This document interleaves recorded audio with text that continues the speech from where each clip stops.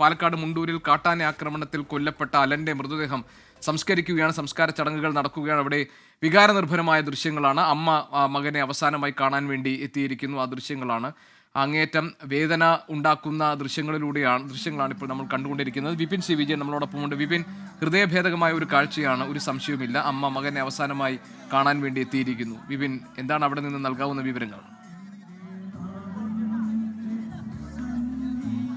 രജിത്തെ, താങ്ങാനാവുന്നതിലും വലിയ വിഷമത്തിലൂടെയാണ് ഈ കടേക്കാട് എന്നുള്ള ഗ്രാമവും ഈ വീടും ഇപ്പോൾ കടന്നു പോകുന്നത്.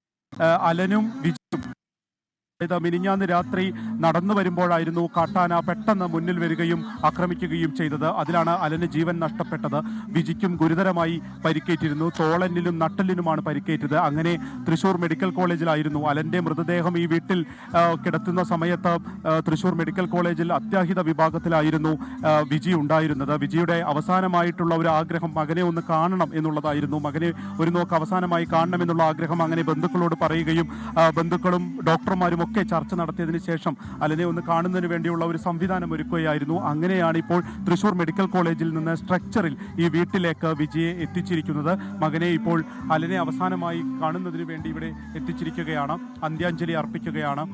കഴിഞ്ഞ ദിവസം വരെ വലിയ സന്തോഷത്തിൽ കടന്നുപോയതാണ് ഈ വീടും ഈ പ്രദേശവും ഒക്കെ. പെട്ടെന്നാണ് ഒരു കാട്ടാന അവരുടെ എല്ലാ സന്തോഷവും അവരുടെ ജീവിതത്തിൻ്റെ എല്ലാ സുഖങ്ങളും ഒക്കെ നഷ്ടപ്പെടുത്തിയത്. വിജിക്ക് വലിയ രീതിയിലുള്ള ചികിത്സ തന്നെ ആവശ്യമുണ്ട് എന്നുള്ളതാണ് ഡോക്ടർമാർ അറിയിച്ചിരിക്കുന്നത്. തോളലിനും പൊട്ടലുണ്ട്, നട്ടലിന് പൊട്ടലുണ്ട്. അതുകൊണ്ട് തന്നെ സ്ട്രക്ചറിലാണ് ഇപ്പോൾ ഈ വീട്ടിലേക്ക് എത്തിച്ചിരിക്കുന്നത്. ദുഃഖഭരിതമായിട്ടുള്ള നിമിഷങ്ങളിലൂടെയാണ് കടന്നു പോകുന്നത്. തെല്ലും സംശയമില്ല. കാരണം എങ്ങനെ ഒരു അമ്മ ഇത് താങ്ങുമെന്നറിയില്ല. കാരണം ഇവിടെ ബസ് ഇറങ്ങിയതിന് ശേഷം മകളുടെ വീട്ടിലേക്ക് പോയതായിരുന്നു വിജി. അതിനുശേഷം ഇവിടെ ബസ് ഇറങ്ങി അമ്മയെ കൂട്ടിക്കൊണ്ട് വീട്ടിലേക്ക് വരികയായിരുന്നു അലൻ. അങ്ങനെ ഒരു 7:30 ആയിട്ടേ ഉണ്ടായിരുന്നുള്ളൂ. ആ സമയത്താണ് ആനയുടെ പെട്ടെന്ന് ആക്രമണം ഉണ്ടായത്. ഇങ്ങനെ ഒരു ആനയുടെ ഒരു കുത്തേൽക്കുകയും അക്രമമൊക്കെ ഉണ്ടായതിനു ശേഷം മരുമകനെ വിജി തന്നെയാണ് ഫോണിൽ വിളിച്ച് ഇങ്ങനൊരു അക്രമം ഉണ്ടായി എന്ന് പറയുന്നത്. അങ്ങനെ ആ ബന്ധുക്കൾ തന്നെയാണ് തൊട്ടടുത്ത വീട്ടുകാരെയൊക്കെ അറിയിക്കുന്നതും പിന്നീട് ആശുപത്രിയിലേക്ക് മാറ്റുകയൊക്കെ ചെയ്യുന്നത്. പക്ഷേ അപ്പോഴേക്കും അലന് ജീവൻ നഷ്ടപ്പെട്ടിരുന്നു. നമുക്ക് ഇപ്പോൾ ഈ ദൃശ്യങ്ങളിൽ കാണുന്നത് പോലെ തന്നെ വലിയ വിഷമം.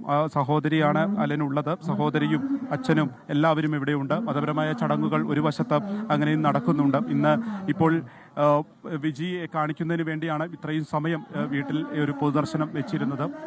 1:30 കൂടി ആണ് സംസ്കാര ചടങ്ങുകൾ നടക്കുക. ഇവിടെ തൊട്ടടുത്തുള്ള ഗോഡ് ഓഫ് ചർച്ച് ഇന്ത്യ എന്നുള്ള പള്ളിയുടെ സെമിത്തേരിയിൽ, മൈനാപ്പള്ളിയിലെ പള്ളിയിലെ സെമിത്തേരിയിലാണ് നടക്കുന്നത്. ഇവിടെ നിറയെ ആൾക്കൂട്ടമുണ്ട്.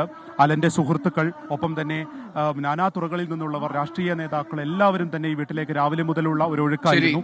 നമ്മൾ സംസ്കരിക്കുമ്പോൾ അവിടെ വികാരനിർഭരമായ രംഗങ്ങളാണ് നടക്കുന്നത്. അതിന്റെ വിവരങ്ങൾ നൽകുകയായിരുന്നു വിപിൻ സി വിജയൻ.